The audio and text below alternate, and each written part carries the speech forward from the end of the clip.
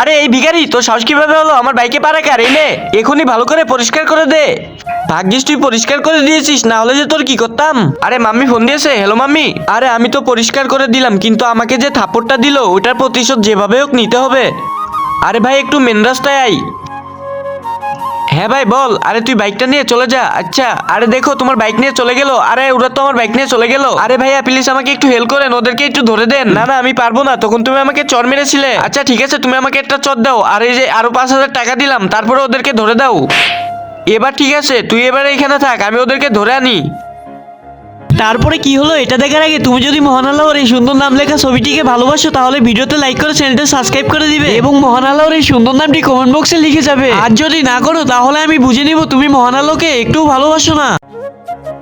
আরে আরে ভাই এখানে একটু দাঁড়া। আরে ভুসকি, এরা তো আমার ভাই বিরাদার, আর তুই যে আমার থাপ্পড়টা দিয়েছিলি তার প্রতিশোধ নিলাম এটা। আর তোর বাইকের কথা তুই ভুলে যা, চল ভাগ এখান থেকে। হ্যাঁ কি?